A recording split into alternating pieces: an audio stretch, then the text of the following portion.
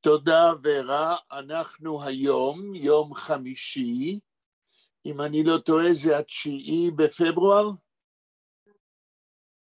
ורה? כן, 9 בפברואר 2023, והיום זוהי פגישה של קבוצת הלימוד האינטראקטיבית שלנו, פגישה מספר, אם אני לא טועה, 234.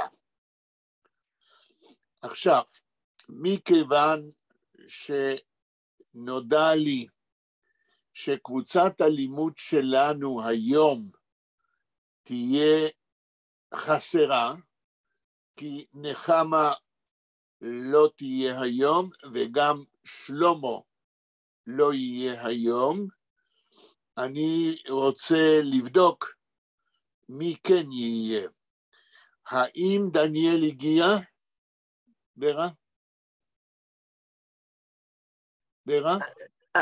אינני יודעת, אבל אם הוא הגיע, ברוך הבא. לא, את צריכה לדעת כדי להכניס אותו. כן, איך אני הכנסתי אותך?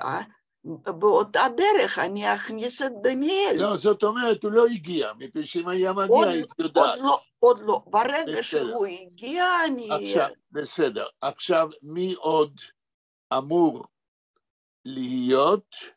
אני לא יודעת, אביבה? רגע, אני אומר לך, אביבה, שהתחילה להצטרף לקבוצת הלימוד האינטראקטיבית שלנו, אביבה שגרה בסיביר. האם את רואה אותה? היא מנסה להיכנס? עדיין לא. טוב, אז זה את ואני מתחיל עכשיו לפי התוכנית שתכננתי להיום.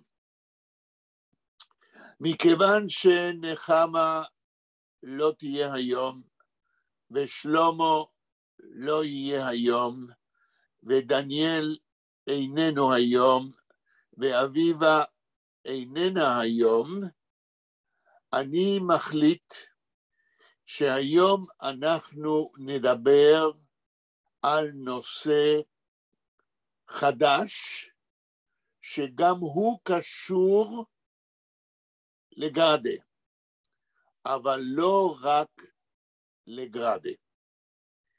אני חושב איך לתת שם לנושא, ואני אגיד ככה, אנחנו נקדיש היום שיחה, כמו תמיד אינטראקטיבית, כל מי שנמצא היום יוכל להעיר הערות, לשאול שאלות, ואני אנסה לענות.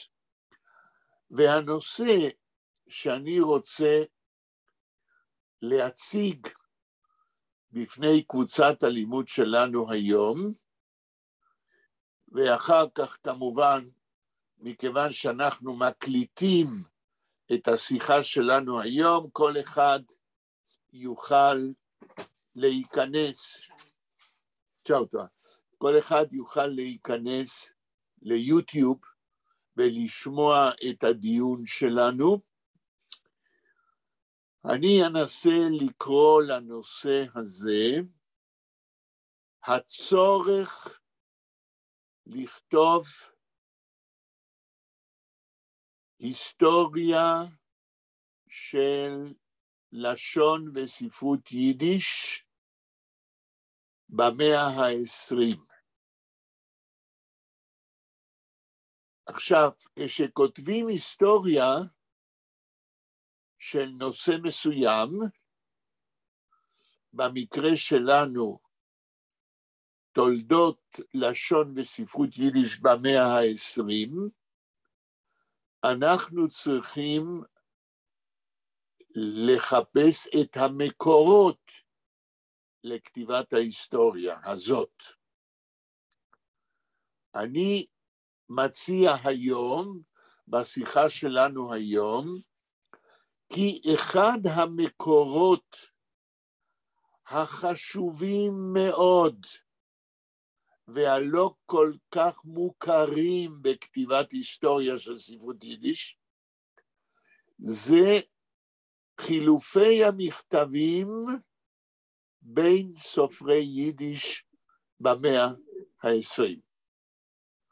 אני כמעט בטוח שלא את, עוד מעט תגידי לי מה אני... דניאל איתנו. שלום דניאל. שלום, שלום. אז אתה הגעת עכשיו, אנחנו עכשיו דנים היום בהמקורות לכתיבת ההיסטוריה של לשון וספרות יידיש במאה ה-20. את ההיסטוריה הזאת, סיימנו עם גראדה? תשמע ואז תבין. אני את שואל. ההיסטוריה הזאת עוד לא כתבו עדיין. תולדות לשון וספרות יידיש במאה ה-20, זאת אומרת, תולדות לשון וספרות יידיש המודרנית במאה ה-20 עוד לא נכתבה. והיום אנחנו נדבר על אחד המקורות שאפשר להיעזר בו כדי לכתוב בעתיד את ההיסטוריה של לשון וספרות יידיש המודרנית במאה ה-20. והנושא הזה קשור גם לחיים גראדה, אבל לא רק בו. היום אנחנו נדבר איך אפשר בעתיד, כי זה עוד לא נעשה, לכתוב את ההיסטוריה של לשון וספרות יידיש המודרנית על סמך מכתבים שסופרים כתבו ביניהם במאה ה-20, כולל המכתבים של חיים גראדה. במשך העשרות השנים האחרונות, אני אספתי מכתבים של סופרי יידיש, ואפילו פרסמתי כמה ספרים של מכתבים שסופרי יידיש במאה ה-20 החליפו ביניהם, ואני אומר לכם, ההתכתבויות האלה בין סופרים הם אחד המקורות המעניינים והחשובים לכתיבת היסטוריה של לשון וספרות יידיש המודרנית. במשך השנים, במה שנוגע לחיים גראדה, אני אספתי וצילמתי ועיינתי ביותר מ1,000 מכתבים שחיים גראדה כתב. וזה מכתבים מרתקים, מעניינים ביותר, וכל כך למה? מכיוון שחיים גראדה לא רק כתב הרבה מכתבים ביידיש, להרבה סופרים חברים שלו, גם בפולין וגם בארצות הברית, אבל בעיקר מכיוון שגראדה במכתבים שלו מגלה אספקטים באישיות שלו ובכתיבה הספרותית שלו ובאינטרסים התרבותיים שלו שעוזרים לנו להבין לא רק את האינטרסים האינטלקטואליים של גראדה, אבל גם את הפסיכולוגיה של חיים גראדה. במכתבים שלו חיים גראדה מאוד מאוד פתוח. הוא מגלה אספקטים בפסיכולוגיה שלו ובאישיות שלו, שאין אנחנו יכולים ללמוד עליהם בשום מקור אחר, לא בכתיבתו הספרותית, ולא בשום מקור אחר חוץ מהמכתבים. ומכיוון שיש בידיי, יותר מ1,000 מכתבים כאלה, זהו אוצר בלום, אוצר גדול, להכיר את חיים גראדה האיש. אבל היום אנחנו נדבר לא רק על מכתבי חיים גראדה. אני רוצה היום לדבר על המכתבים של איזה 5-6 סופרי יידיש חשובים, ועל המכתבים שלהם.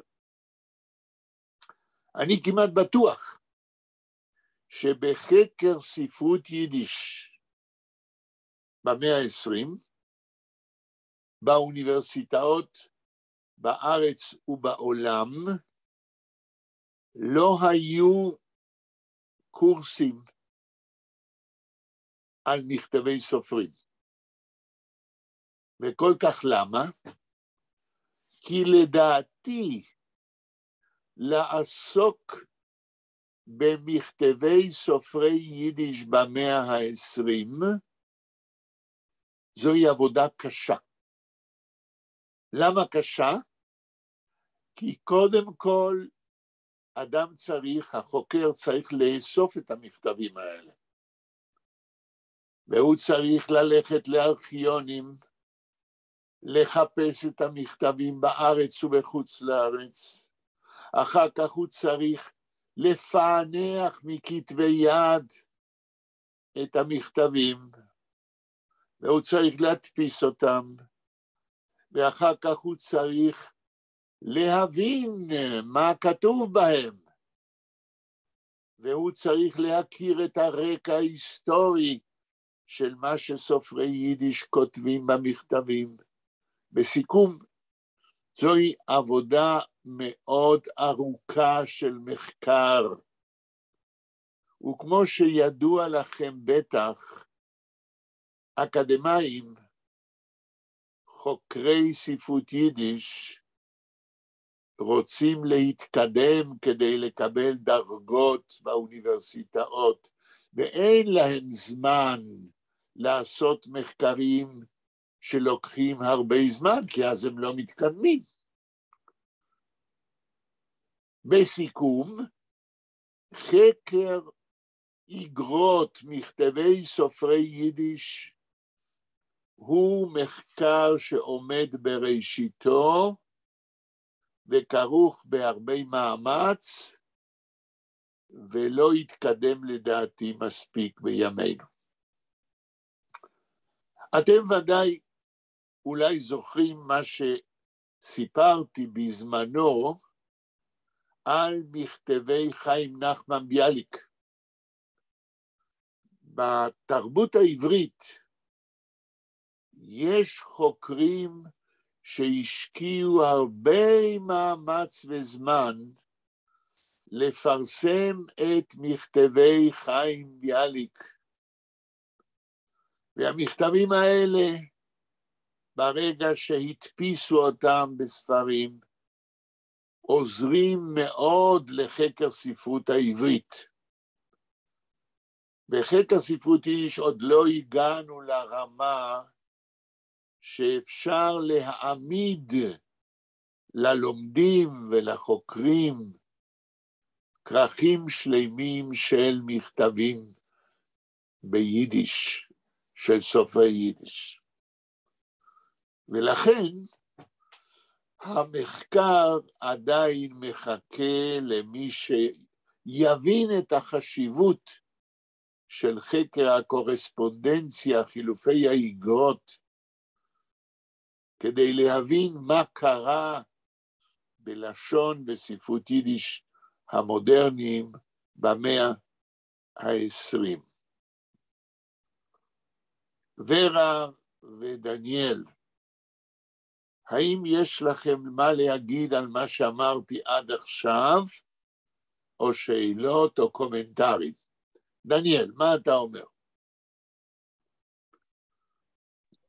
אני שואל, אם המכתבים האלה בעיקרון קשורים לספרות, או יכול להיות כל מיני מכתבים, התכתבות בין אנשים, לא יודע מה, על כל הנושאים, שאלה, אני לא יודע, זה ממש ספציפי. מה השאלה שאתה שואל? אני שואל אם המכתבים האלה קשורים, הנושא שלהם, של המכתבים, הכוונה, קשור לספרות, או יכול להיות כל מיני מכתבים שאנשים מתכתבים ביניהם לכל מיני נושאים. אוקיי, הבנתי את השאלה. אתה שואל, אתה אומר ככה, יחיאל שיינטוך, אתה אומר, כן, אני מסביר את השאלה שלך. אתה אומר, יחיאל שיינטוך, אתה אומר שאם אנחנו נאסוף את המכתבים שכתבו בחייהם סופרי יידיש, כי על זה אני מדבר.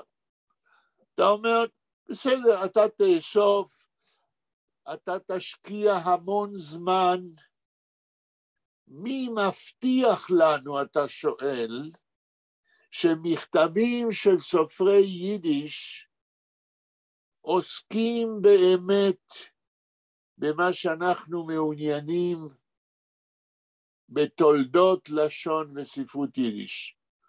אולי אתה תשקיע שנים באיסוף מכתבים של סופרי יידיש, ובסוף יתגלה שחלק גדול מהמכתבים האלה עוסקים בחשבונות במכולת, עוסקים בכל מיני דברים צדדיים שלא קשורים בספרות. זה מה שאתה שואל, דניאל? כן, זה מה שאני שואל, אבל בכל זאת אפשר... רגע, אם זה מה שאתה שואל, אני עונה לך. כי זו השאלה. כן, אם אתה שואל, אל תענה, אתה שואל אותי. כן, אבל אני רק מוסיף משהו. נדמה לי שאפשר ללמוד דברים אפילו מהמכתבים שאנשים מתכתבים ביניהם, אפילו אם זה לא קשור לספרות. אבל העניין הוא שאני לא חשבון מכולת, אבל יודע, משהו אחר, נסיעה שאחד מהם... דניאל, שאלת שאלה, אני לא רוצה שנתפזר על כל מיני שאלות. שאלת שאלה ועל זה אני עונה. אם אנחנו מנסחים את השאלה שלך קצר ולעניין, אתה אומר, מי מבטיח לנו שמכתבים של סופרי יידיש יעזרו לנו כמקור חשוב לכתיבת תולדות לשון וספרות יידיש? ועכשיו אני עונה. אבל לפני שאני עונה, אני שואל את ורה, מה את חושבת על העניין? האם מכתבים של סופרי יידיש במאה ה-20 יכולים לעזור לכתיבת ההיסטוריה של לשון ותולדות ספרות יידיש? ורה.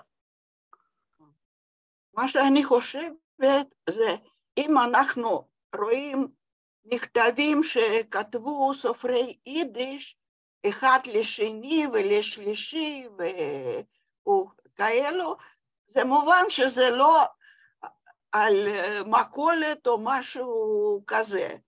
אז מכתבים בין הסופרים, זה עניין באמת מה שכדאי לבדוק, והשאלה האם יש אוסף של מכתבים מספיק גדול כדי להתחיל את המחקר. יפה. אז גם דניאל וגם ורה מעמידים מולי שתי שאלות. השאלה של דניאל אמרנו, ווורה מוסיפה לשאלה של דניאל, האם אנחנו יודעים שמכתבים בין סופרי יידיש קיימים בכמות מספיקה, כדי שזה יעזור לנו כמקור ראשוני וחשוב לחקר תולדות לשון וספרות יידיש במאה ה-20. ואני עונה. והתשובה שלי תדרוש מכם שיהיה לכם דף או מחברת ועיפרון. מכיוון שבתשובה שלי לדניאל ולוורה, אני עומד להזכיר רק חלק קטן משמות של סופרי יידיש, אשר התכתבו עם סופרים אחרים, ושיש מספיק מכתבים שלהם כדי שנוכל להתחיל את המחקר. מה שאני מבקש עכשיו מדניאל ומוורה, זה לרשום 5 או 6 שמות של סופרי יידיש, אשר המכתבים שלהם יכולים לעזור לנו בחקר תולדות לשון וספרות יידיש במאה ה-20. ולמה אני מבקש שתרשמו על דף את השמות? כי אני כמעט בטוח שאתם לא מכירים את הסופרים האלה במאה ה-20, אולי חלק אתם כן מכירים, ולמה אתם לדעתי לא מכירים, אולי את השם כן, אבל את המכתבים לא, כי אף אחד, כמו שאמרתי באוניברסיטאות, לא עוסק בקורסים על ספרות יידיש, במידה ויש קורסים כאלה מספיק, לא עוסקים בקריאת המכתבים שלהם, ובניסיון ללמוד מהם על תולדות לשון וספרות יידיש.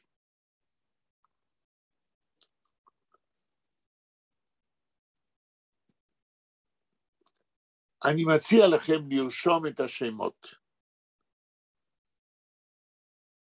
ואנחנו מתחילים עם השמות. הראשון שבהם הכי ותיק, זה מנדלה מוכר ספרים. למנדלה מוכר ספרים, שזה פסיידונים, כי שמו האמיתי זה שלום יעקב אברמוביץ'. דניאל וורה, אתם רושמים? אני רושמת. דניאל, אתה רושם את השם? כן, כן. שני השמות. בהמשך תרשמו שם מתחת לשם. אני עומד להזכיר 5-6. אז הראשון זה מנדלה מוכר ספרים, ששמו האמיתי זה שלום יעקב אברמוביץ'. בסוגריים אני נותן את השנים 1800, אם אני זוכר, 1800,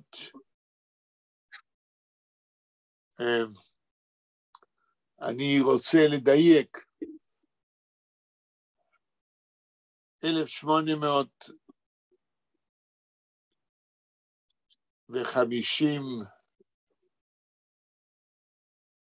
ומשהו, המשהו זה אולי 1856, אם אני לא טועה, אז נולד ונפטר. אני בדקתי, כן. 1836. יופי, אז אני מתקן את עצמי, 1836, והוא נפטר ב-1917. סגור סוגריים. זה שם אחד של סופר, עוד מעט נגיד כמה מילים עליו, סופר יידיש, שהיה למעשה האבא של ספרות יידיש המודרנית, וגם של ספרות עברית המודרנית. המכתבים שהוא כתב זכו להיות מפוענחים, ואחד החוקרים החשובים של ספרות יידיש פרסם חלק מהם.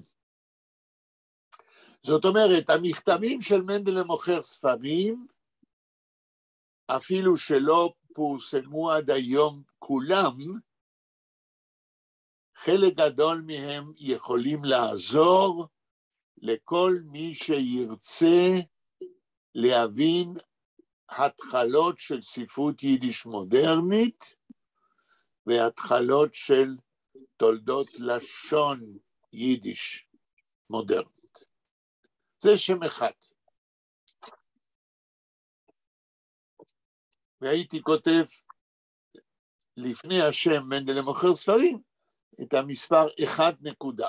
זה סופר אחד שאת מכתביו חשוב לחקור וללמוד מהם על תולדות ספרות יידיש ולשון יידיש המודרנית. השם השני, הייתי משאיר שורה ריקה, כותב מספר 2 נקודה, יוד למד פרץ. יוד למד פרץ,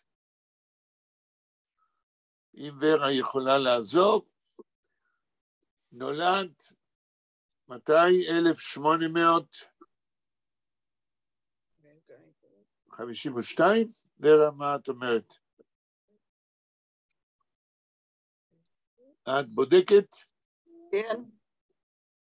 אוקליבוש פרץ, 52, ונפטר 1915. לא הבנתי מתי נולד. 1852. זהו. אז יוד למד פרץ נולד ב-1852, ונפטר במאה ה-20 ב-1915, נכון? נכון. 1915. גם המכתבים של יוד למד פרץ פורסמו בחלקם על ידי אחד מחוקרי ספרות יידיש, והם עומדים בחלקם, שוב, לא כולם, אבל אלה שפורסמו, עומדים לרשות חוקר או מתעניין בתולדות לשון וספרות יידיש. ואני מזכיר לכם, היום אנחנו מדברים עד כמה מכתבים של סופרים עוזרים לנו להכיר ולחקור את תולדות לשון וספרות יידיש המודרנית. יוד למד פרץ, במכתבים שלו, מגלה לנו הרבה אספקטים של ההיסטוריה של הכתיבה ביידיש במחצית השנייה של המאה ה-19 ובהתחלת המאה ה-20. וגם הוא, כמו מנדלה מוכר ספרים, שייך לספרות יידיש המודרנית. אף על פי שהוא נולד באמצע המאה ה-19. וכל כך למה? כל כך למה אני אומר שהוא שייך לספרות יידיש המודרנית? בגלל שנדמה לי שגם דניאל וגם ורה אולי זוכרים שבקבוצת הלימוד שלנו האינטראקטיבית קראנו, אני מקווה שאתם הייתם, קראנו את הפואמה מוניש של י"ל פרץ. דניאל, אתה היית כשקראנו את הפואמה מוניש ביידיש? לא נראה לי. לא, כנראה שלא. אני בטוח שלא הייתי. אוקיי. אז אם ככה אני אגיד כמה מילים על הפואמה, שפרץ זוהי בעצם היצירה הראשונה שי"ל פרץ פרסם בדפוס, פואמה בשם מוניש ב-1888. זוהי פואמה שאני ממליץ לשניכם ולכל מי שמתעניין בהתחלות ספרות יידיש המודרנית לקרוא אותה. אני מניח שזה הופיע בהקלטות של השיעור שלך. מה אתה אומר? אני מניח שזה הופיע בהקלטות ביוטיוב. נכון, אני לא יכול להגיד איזה מספר פגישה, אבל ביוטיוב אתם תוכלו למצוא ללא ספק, כן, שקראנו עם קבוצת הלימוד והסברתי במשך כמה וכמה שיעורים. אני אגיד כמה מילים על הפואמה, שיהיה לכם מושג גם למה היא חשובה, וגם מדוע היא שייכת לספרות יידיש המודרנית. ואני אגיד ככה, י"ל פרץ, כפי שאתם אולי יודעים, ואם אתם לא יודעים אני אומר עכשיו, הוא גר בוורשה, ברחוב צגלנה מספר 1. בראשית המאה, וגם בסוף המאה ה-19, ובראשית המאה ה-20, הבית של י"ל פרץ היה בית ועד לסופרים. זאת אומרת, הבית של י"ל פרץ היה סוג של מועדון ספרותי שסופרי יידיש היו באים אליו לקרוא את היצירות שלהם ולקבל אישור מי"ל פרץ, שהיה סוג של אדמו"ר, סוג של מורה לסופרי יידיש מתחילים, לקבל ממנו אוקיי שהם יכולים להמשיך ולכתוב ביידיש, ושיש להם עתיד כסופרי יידיש. אין בסוף המאה ה-19 וראשית המאה ה-20, אין כמעט סופר מתחיל ביידיש שלא בא לפרץ לבית שלו לקרוא את יצירותיהם בפניו.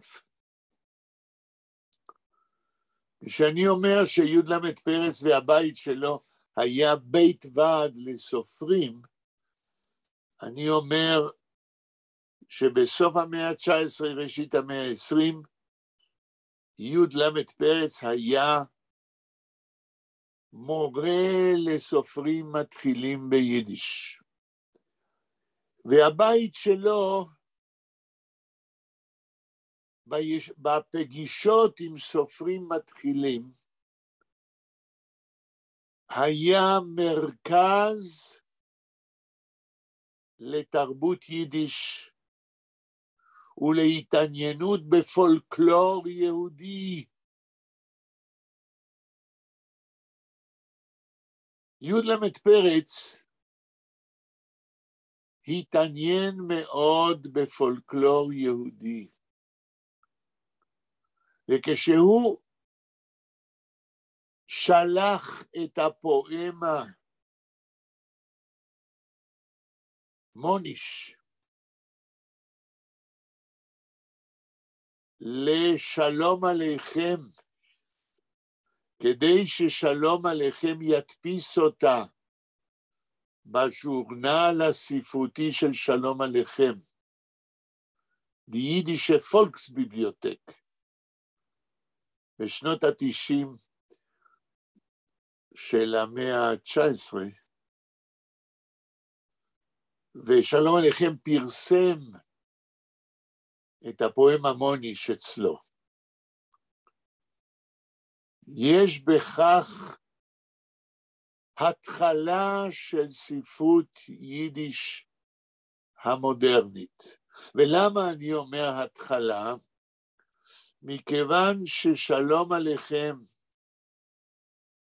ייסד את הז'ורנל יידישה פולקסביבליותק, ואסף בז'ורנל הזה יצירות ביידיש של סופרים.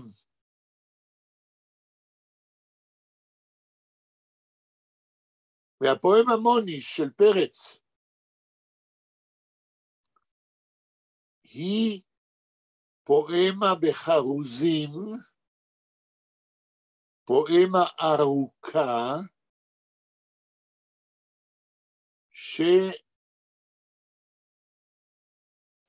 שמפתחת נושא בפולקלור היהודי.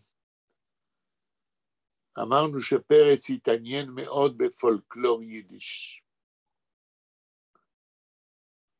ובקיצור, הפואמה מוניש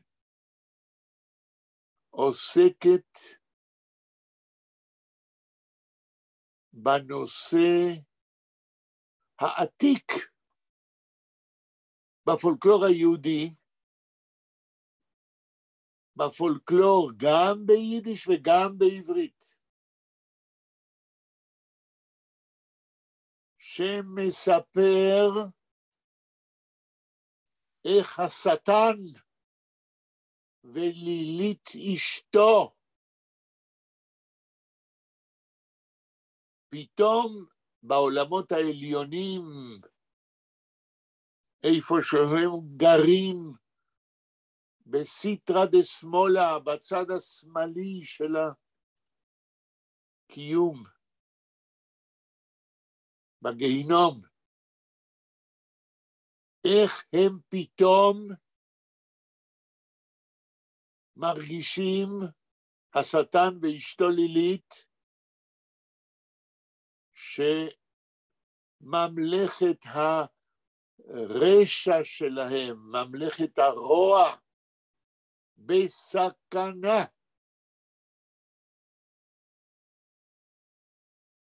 ומהי הסכנה?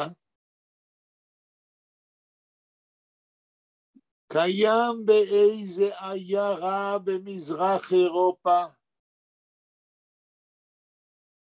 קיים עילוי, גאון בלימוד התורה,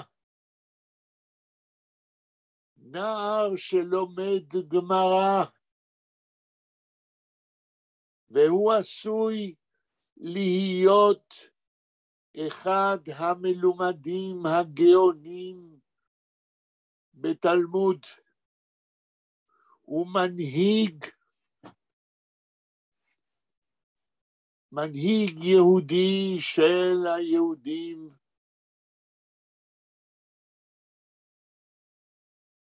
והשטן ולילית מפחדים שהוא יהיה גדול בתורה, והוא יקדם את העיירה היהודית ואת היהודים במצוות ובחיים דתיים, ואז הם מחליטים, השטן ולילית, שהם צריכים להילחם נגד מוניש, נגד בחור ישיבה הזה, שמסכן את השליטה שלהם ואת ממלכת הרוע שלהם. זה נושא פולקלורי מובהק, כי הנושא בפולקלור העברי הוא נושא איפה שלילית קיימת כבר 400 שנה. בפולקלור היהודי בעברית כותבים ומדברים על לילית זה כבר 400 שנה. וביידיש גם לילית והשטן קיימים מאות בשנים בפולקלור היהודי. והפואמה מוניש מתארת את המלחמה של השטן ולילית אשתו נגד עולם לימוד התורה.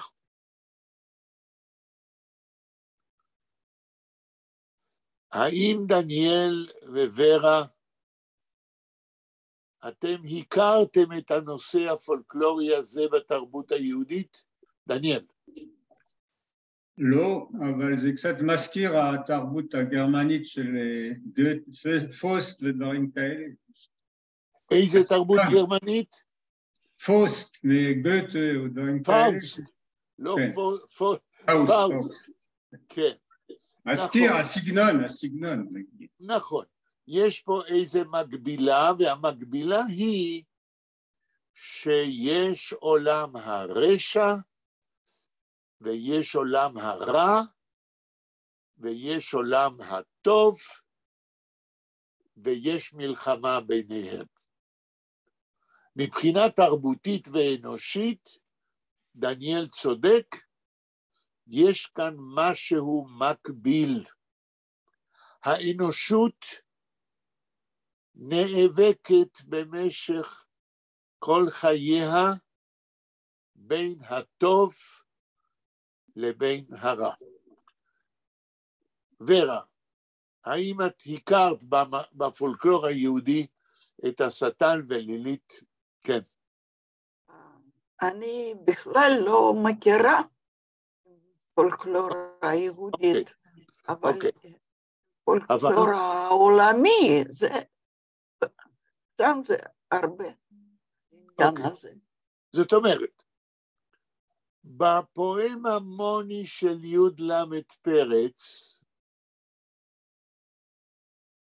עולם הישיבות, לימוד התורה, הוא הצד האנושי, התרבותי, היהודי, שנלחם נגד עולם הרשע והרע. אם אתם רוצים, לימוד התורה, וכאן אנחנו זוכרים את גרדה, לימוד התורה היא הדרך שהעם היהודי יצר במשך ההיסטוריה התרבותית שלו, כדי להילחם נגד היצר ונגד עולם הרע מצד שמאל. וזוהי שאלה מעניינת. אם הפולקלור היהודי מציג את לימוד התורה, את מוניש שלומד גמרא, אם העולם היהודי מציג את המלחמה של הטוב ברע דרך לימוד התורה, מה קורה כשגרדה בזיידה סוני נקלח מלמד אותנו שאין יותר בווילנה, אין יותר לימוד תורה. צעירים לומדי תורה שנולדו בווילנה נוסעים לקלצק, ובווילנה בית המדרש הישן עומד ריק, והספרות של לימוד התורה נמצאת בארונות סגורים על מפתח. אם המלחמה בתרבות היהודית נגד הרע נעולה בתוך ארונות ספרים, ואין יותר בווילנה, בסיפור של גרדה, לומדי תורה בבית המדרש הישן, מה נשאר ליהודי וילנה מיהדותם? אם אנחנו חושבים על זיידה סוני נקלח של גרדה, לעומת מוניש של פרץ, הרי שאנחנו יכולים להגיד שכאשר י' פרץ בסוף שנות ה-80 וראשית שנות ה-90 של המאה ה-19, כותב פואמה מוניש ואומר שיש סכנה לעולם לימוד התורה. יש סכנה שעולם השטן ולילית ישתלטו על העיירה היהודית. ומול זה בא חיים גרדה בין שתי מלחמות העולם, זאת אומרת, הוא בא כמעט חצי מאה, כ-40-50 שנה אחר כך, הוא מציג בפנינו בזיידה סוני נקלח אותה סכנה. פרץ בפואמה מוניש, וגרדה כ-40-50 שנה אחר כך בסיפור זיידה סוני נקלח. אז אנחנו יכולים להגיד שכל כמה עשרות שנים בספרות יידיש מופיע סופר שמטריע וכותב יצירה המודיעה לקורא ביידיש.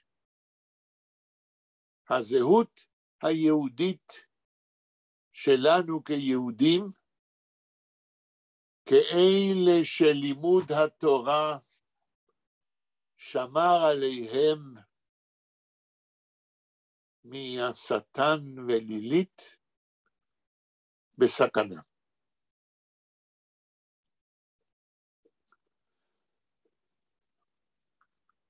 אז זה הסופר השני שביקשתי לרשום את שמו.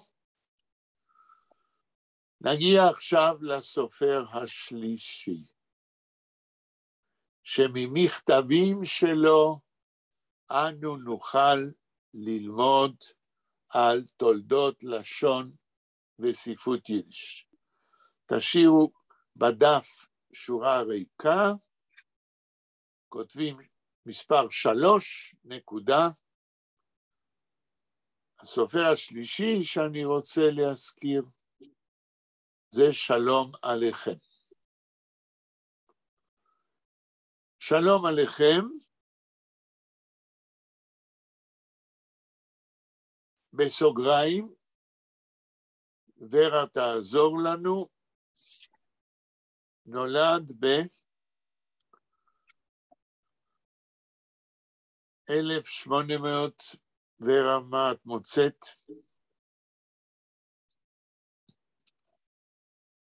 כן. ורה? ורה שומעת? כן, אני מחפשת, רגע. כן. כן, אולי גם דניאל יכול למצוא. מתי נולד שלום עליכם? 1800.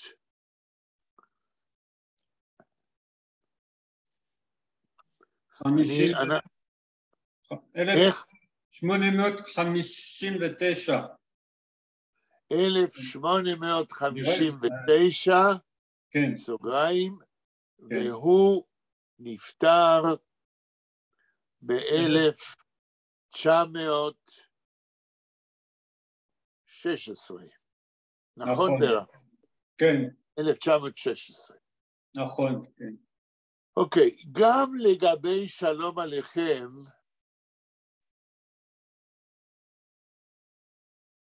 נאספו הרבה מהמכתבים שהוא כתב במשך חייו. הרבה מאוד מכתבים. ואין ספק שהם גם נתפסו בבית שלום עליכם, למשל, מי שניהל בזמנו את בית שלום עליכם, הוציא מאות מכתבים של שלום עליכם, פרסם אותם בספר. ויש עוד מקום לאסוף מכתבים. אבל מהמכתבים של שלום עליכם, אין ספק שאנחנו מסוגלים ללמוד הרבה מאוד על פעילותו של שלום עליכם בתחום של לשון וספרות יידיש.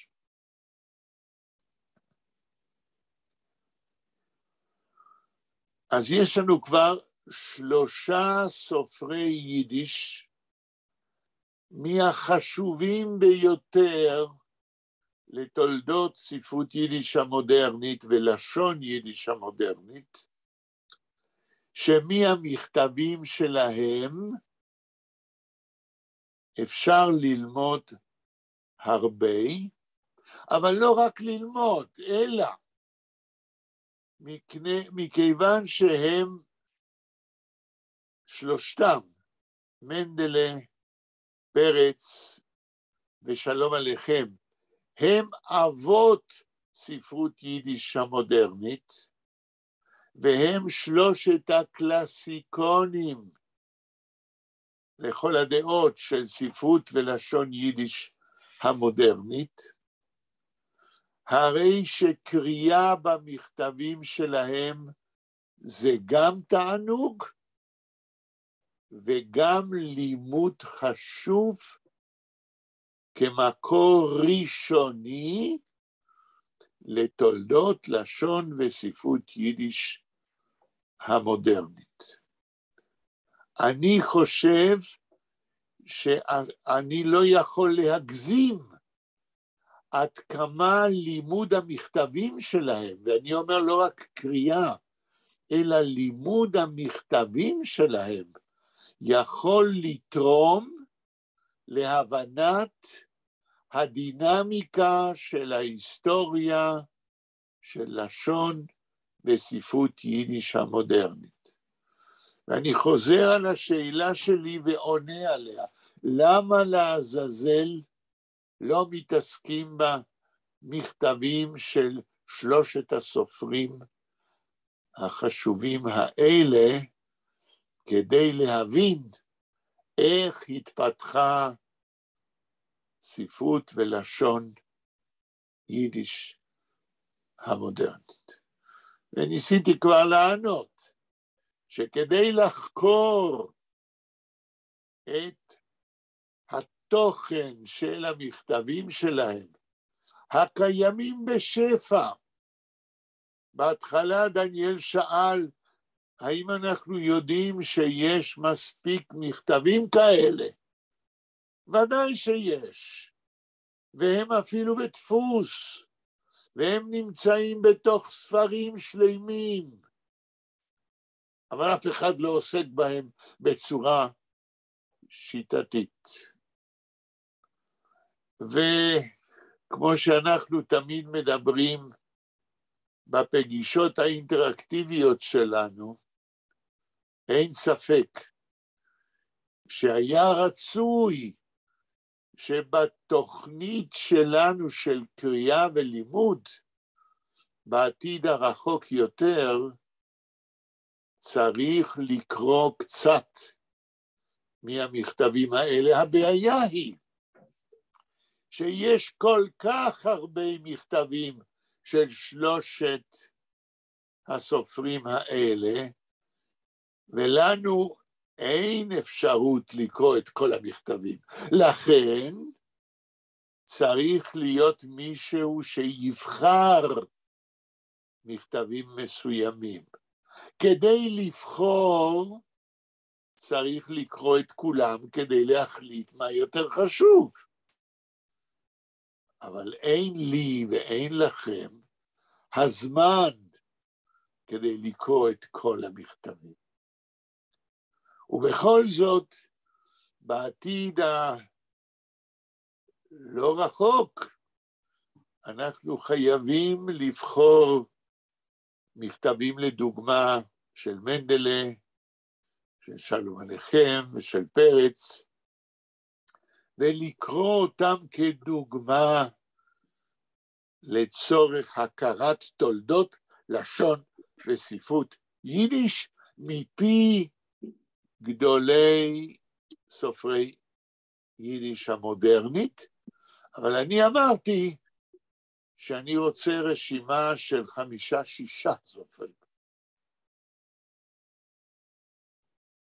אז בואו נוסיף ברשימה מספר 4 נקודה, חיים גראדה. המכתבים של חיים גראדה. בסוגריים, אנחנו כותבים מתי נולד ומתי נפטר. חיים גראדה נולד ב-1910, אם אני לא טועה. והוא נפטר ב-1982.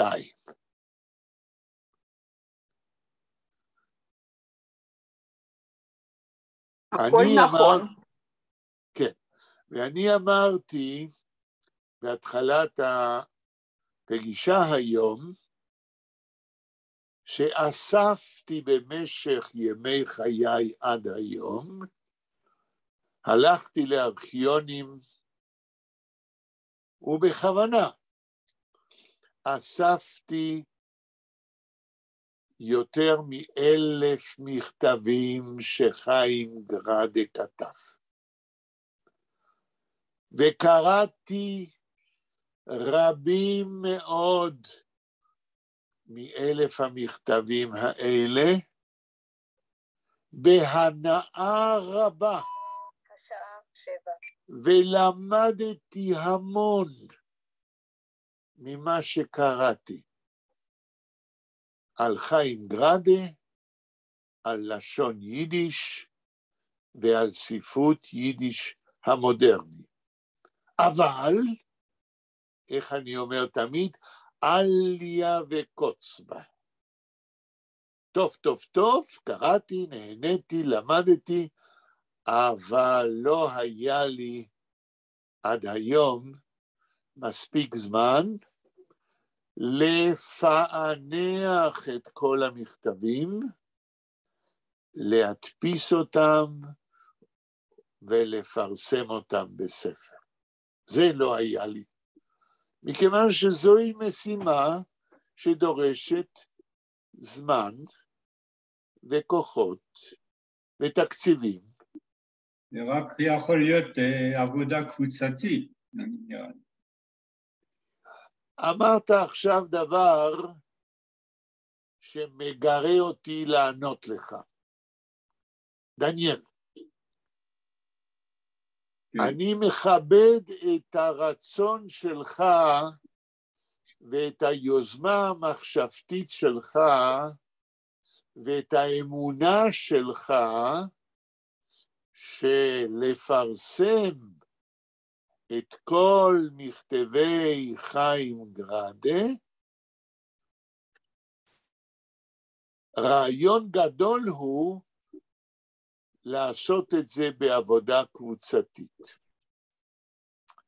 אבל אני אומר לך כבר עכשיו, בתנאים של היום זה בלתי אפשרי. למה זה בלתי אפשרי? להקים מפעל קבוצתי של פרסום יותר מ1,000 מכתבי חיים גראדה, מפני שבשביל זה אתה צריך אוניברסיטה שתומכת כספית במפעל כזה. בשביל זה אתה צריך מפעל שמנוהל על ידי מי שרוצה, מסוגל ויכול להקים קבוצה של אנשים שיודעים מספיק יידיש ומסוגלים לדעת לפענח כתבי יד, ומסוגלים לעבוד ביחד, ומסוגלים לקבל משכורת. יותר מדי תנאים אידיאליים, דניאל. אין היום לא אוניברסיטה, לא קבוצת מחקר, לא אנשים שיודעים מספיק יידיש כדי להשתתף בקבוצה כזאת. אין לנו תנאים, ולכן מפעל כזה צריך להיות מפעל אדם יחיד, שנעזר פה ושם בכמה עוזרים. אבל בלי תקציב זה לא יכול להיות. ובשביל מפעל כזה צריך תקציב גדול. אני ניסיתי להקים מפעל כזה לצורך פרסום מכתבי חיים גראדה. אני אפילו התכתבתי עם האוניברסיטה העברית ועם נשיא האוניברסיטה ועם רקטור האוניברסיטה ועם הפקולטה למדעי הרוח, ואפילו ניסיתי להקים קבוצה עם תלמידים שלי. ומה הייתה התוצאה? אחרי 4 שנים שהתכתבתי לצורך מפעל כזה, איך אומרת הבדיחה? צלך צבוא, צלך תבוא. אחד שלח אותי לשני, והשני לשלישי, והשלישי לרביעי, ודקן אחד לדקן שני, ונשיא אוניברסיטה לרקטור אחר, והרקטור אחר. 4 שנים שלא הניבו שום תוצאות. הבנת, דניאל? כן, זה גם מה שעשיתי עכשיו. אני אמרתי מישהו צריך לעשות, אבל לא אמרתי אני. נכון. אז מישהו צריך לעשות, המישהו הזה היה וקיים, אבל בגלל כל הבעיות הכספיות והחוסר התודעה של האוניברסיטה העברית, שלא חשבה כנראה שזה מספיק חשוב. זה לא ריאליסט, אבל זה, אני אומר, זה הכל. ולכן, מכיוון שאנחנו חיים בעולם ריאלי, פעם זה יקרה, מכיוון שלא ייתכן שהנהגה תרבותית של המדינה הזאת, שמשרד החינוך, שאוניברסיטאות יהיו כל כך, תסלח לי, מטומטמים, שלא יבינו שיש בידם אוצר תרבותי שיכול לקבל בשביל האוניברסיטה העברית תקציבים מכל העולם. לא ייתכן שהטמטום יהיה עד כדי כך גדול. אבל תמיד אפשר לקוות. אנחנו משאירים בדף שורה ריקה וכותבים 5. סופר חמישי שמהמכתבים שלו ניתן ללמוד בלי סוף, גם על תולדות לשון ותרבות יידיש. וזהו סופר שאולי לא שמעתם עליו הרבה, אבל הוא אחד הסופרים החשובים ביותר לתולדות תרבות לשון וספרות יידיש במאה ה-20, אחד מגדולי סופרי יידיש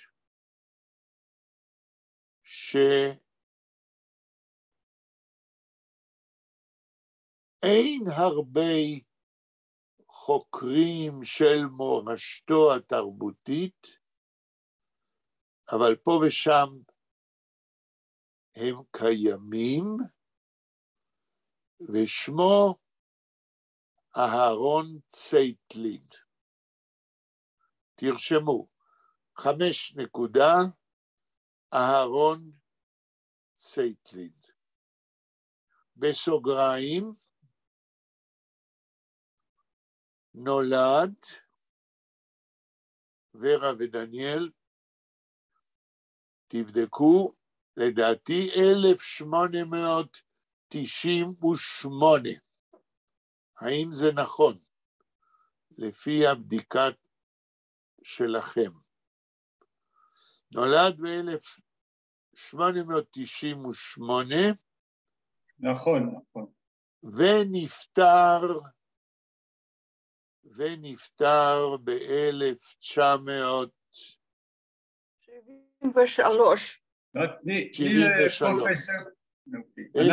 רגע, 1998, ונפטר ב-1973, בגיל 75. מה אמרת, דניאל? אנחנו בודקים אותך, פרופסור, לא הבנתי, אנחנו מה? בודקים אותך. טוב מאוד, אני גם בודק את עצמי, מכיוון שהזיכרון שלי זה הדבר היחיד שנותר לי, כי אני לא יכול לקרוא, אז אני חייב לזכור את כל זה בעל פה. אבל זה מדויק מאוד, 98. ואני מודה לכם שאתם בודקים אותי, מכיוון שאנחנו לומדים, אנחנו לא עוסקים בלהראות לכם אם אני זוכר או לא זוכר. אנחנו לומדים. יופי. אתה ביקשת. אהרון צייטלין, דניאל, מה אתה יודע עליו? לא הרבה, הוא היה משוחרר, אבל לא הרבה. אוקיי, ורה, מה את יודעת על אהרון צייטלין? שהוא כתב על שואה, משהו כזה, שמעתי. אני בדיוק לא יודעת. אוקיי, ברגע ששניכם מודים שאינכם יודעים הרבה, או בניסוח יותר מדויק, שאתם כמעט לא יודעים כלום עליו, הגיע הזמן שאני אספר לכם מה שאני יודע. כי חשיבותו של אהרון צייטלין במאה ה-20 היא מאוד גדולה, כי הוא שונה מאוד מהסופרים שהזכרתי עד עכשיו. במה הוא שונה? קודם כל הוא שונה בזה שהוא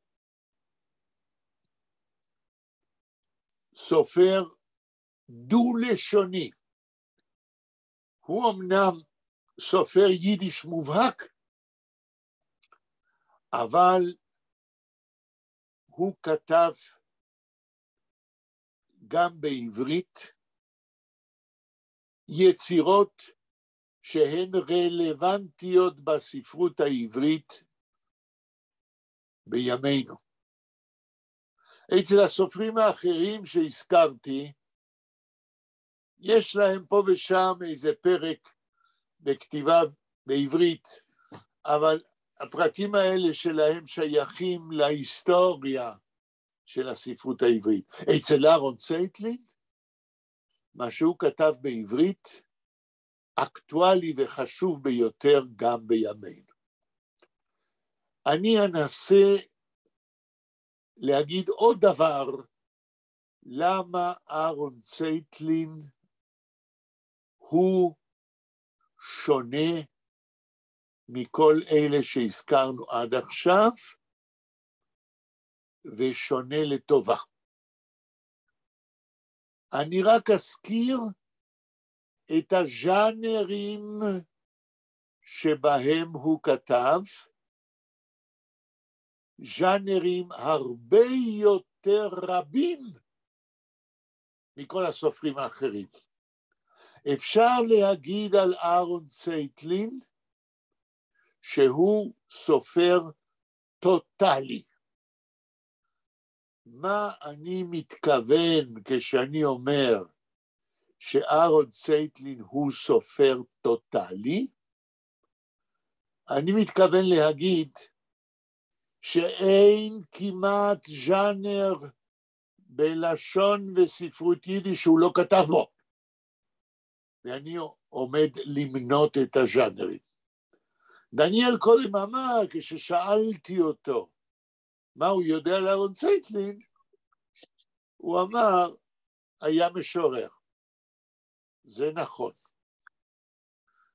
תתחילו לרשום את הז'אנרים באותיות של א', א', נקודה, אהרון צייטלין היה משורר כל ימי חייו. ב', אהרון צייטלין היה פרוזאיקון. הוא לא כתב שירים כל ימי חייו, הוא כתב כל ימי חייו רומנים, לא אחד, אלא רומנים.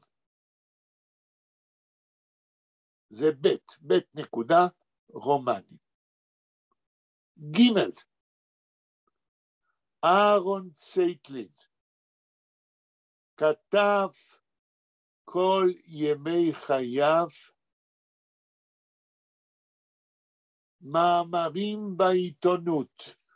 אהרון צייטלין היה ז'ורנליסט, משורר, היה פרוזאיקון, משורר, ז'ורנליסט. זה ג' נקודה, ז'ורנליסט. מאוד מאוד פעיל. כל שבוע בוורשה הוא פרסם בעיתונות יידיש. והוא פרסם... באיזה שנה זה? סליחה? באיזה שנה זה שהוא היה עיתונאי בוורשה? בין שתי מלחמות העולם. כן. הרי הוא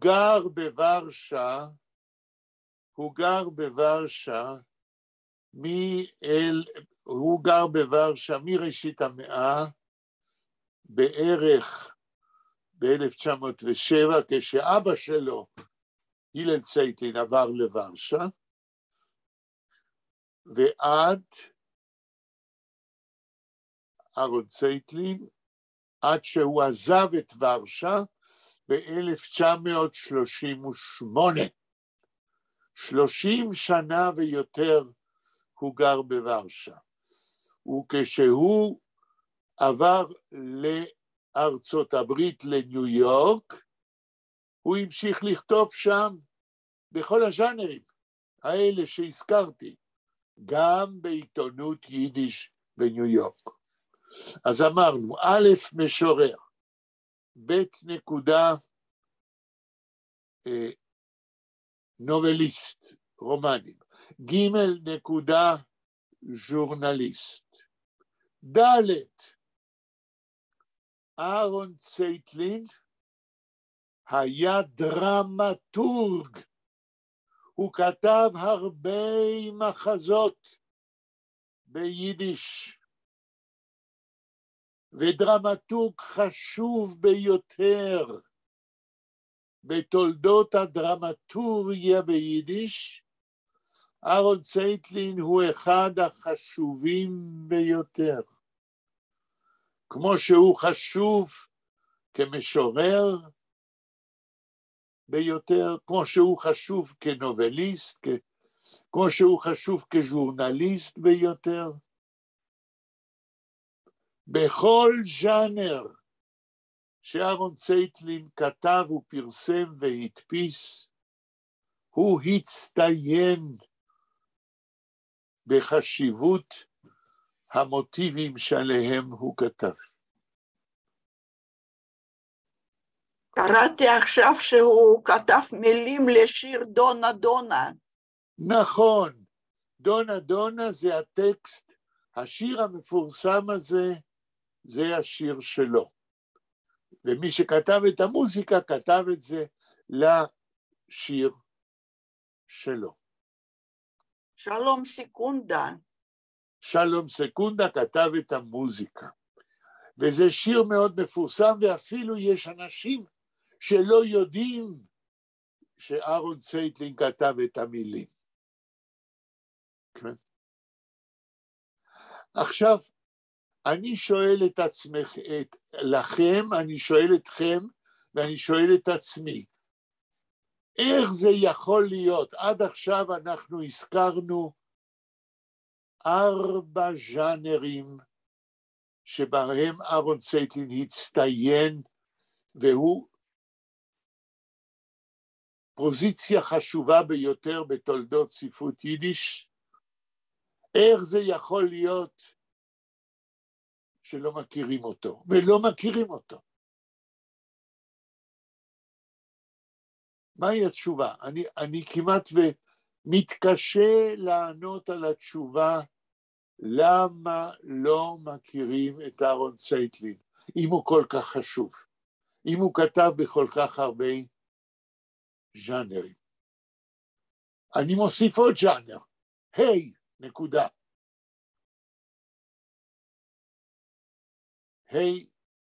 נקודה. ואני אקרא לז'אנר הזה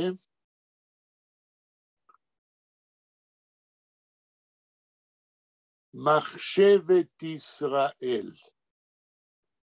לאהרון צייטלין יש מאמרים ואפילו ספר שעוסק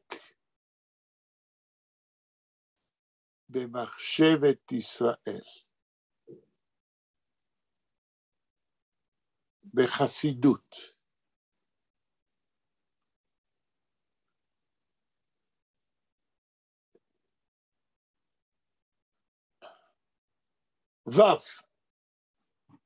עוד ז'אנר אחד שהוא הצטיין כמו במחשבת ישראל, כמו בחסידות.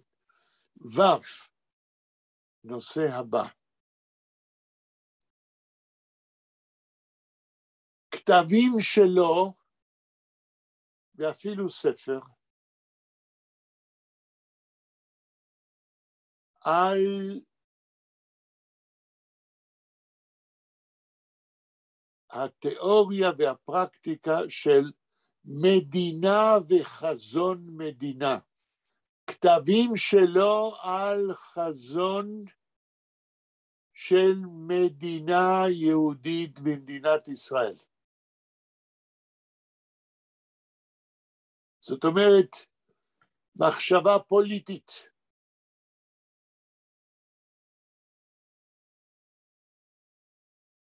זין, תחום נוסף, שבו הוא הצטיין מעל ומעבר לסופרי יידיש אחרים. אהרון צייטלין המתרגם. אהרון צייטלין המתרגם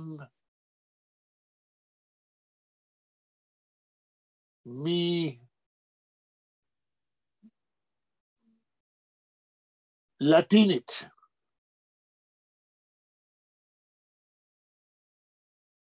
אהרון, הוא ידע הרבה שפות.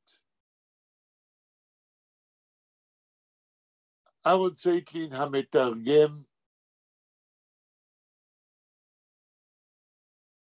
מפולנית.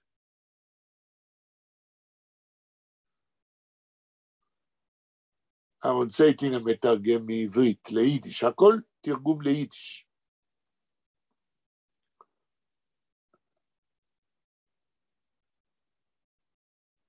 חטא. התחום הבא, אהרון צייטלין ידע לדעתי יותר מ7 שפות. בגלל הביוגרפיה שלו. ואני מונה אותם.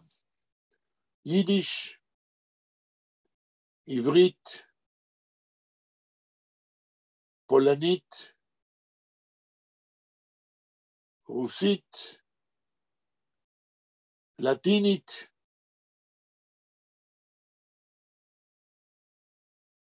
ספרדית,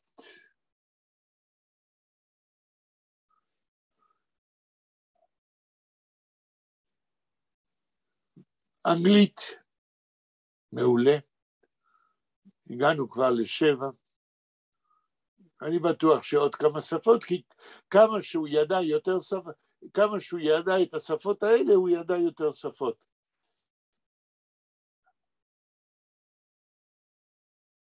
ענק תרבותי כזה, סופר ענקי בספרות יידיש כזה,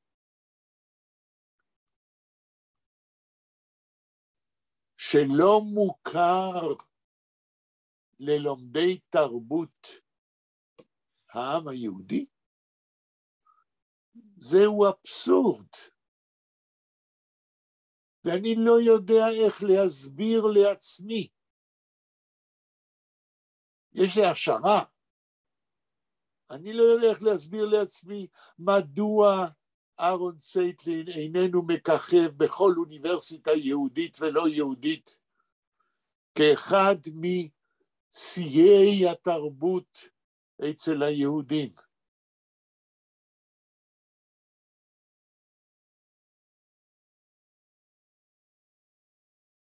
אני רוצה להוסיף עוד ז'אנר שבו הוא הצטיין. איזה מספר זה יהיה? ט'? מה רשמתם? א', ב', ג', ד', ה', ו', ז', ח', ט'.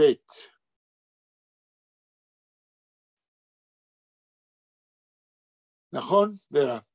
נכון, ט'. ט'.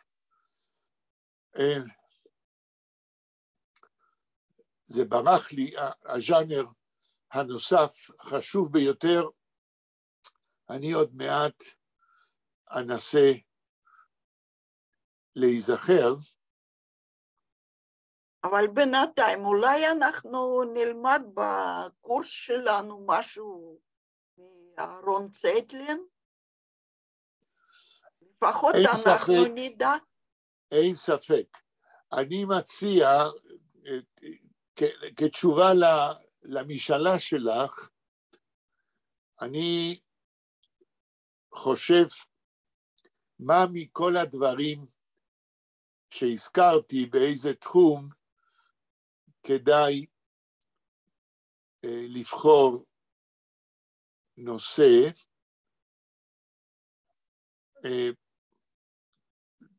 תנו לי רגע לחשוב מכל התחומים שהזכרתי. אני רק עושה סקירה מאוד תמציתית, כי אתם מבינים שפה אנחנו נכנסים לנושא שאין לו סוף. כן, ואנחנו לא יכולים במסגרת המצומצמת שלנו להתרחב לכל דבר. אבל כל התחומים שאני הזכרתי, אני קראתי ואני אפילו לימדתי באוניברסיטה העברית דברים של אהרון צייטלין.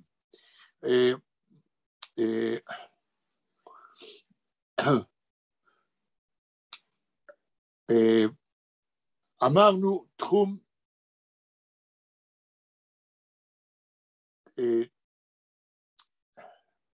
תת. אני מסכים איתך, כן, שבאיזשהו רגע אני אבחר משהו ונקרא, אבל בתחום תת, כן, בז'אנר תת, אני רוצה להזכיר תחום שאהרון צייטלין התמחה בו, ונורא הקפיד לכתוב עליו, וזה תיקוני שגיאות דפוס. כן?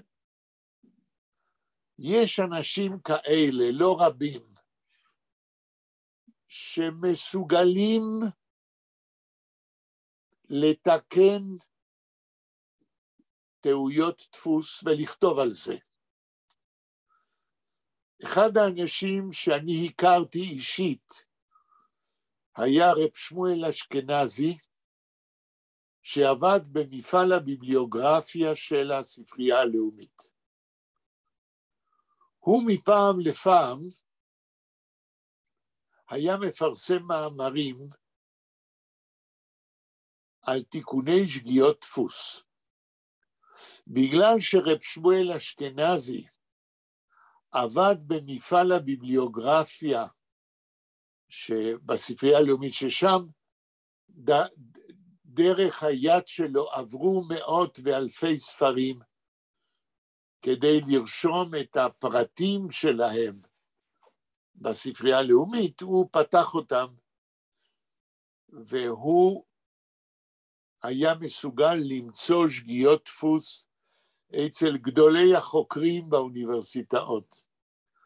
והיה מוצא שגיאה, היה כותב מאמר ומתקן את השגיאה. אהרון צייטלין היה כזה. ברגע שהוא היה מוצא אצל מישהו שגיאת דפוס, הוא היה מגיב וכותב על זה. זהו תחום, ז'אנר של כתיבה, זה לא ז'ורנליזם וזה לא תרגומים וזה לא כל... זה אנשים מעטים שיש להם רגישות לשיבושים, לטעויות. ולאהרון צייטלין היו שני מאמרים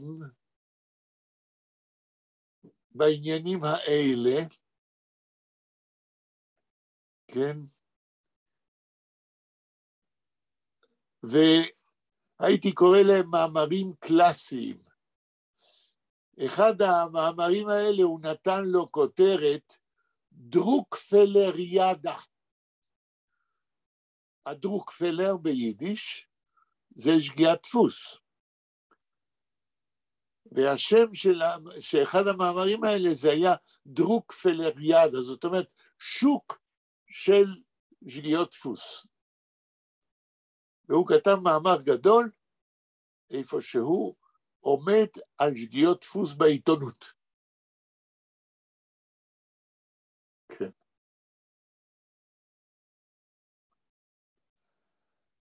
אז זהו הסופר ברשימה שלנו, סופר מספר 5 או 4? 5. 5. אין לנו זמן כבר. עוד דקה. מה השעה? אופה, אוקיי. אז אנחנו נעצור כאן על העניין של מה שאנחנו לומדים מהמכתבים של הסופרים האלה, ואני עוד אוסיף אחד ביום שני הבא. אני סוגרת את ההקלטה. כן, אני מודה לכם על הסבלנות, תביאו את הדף גם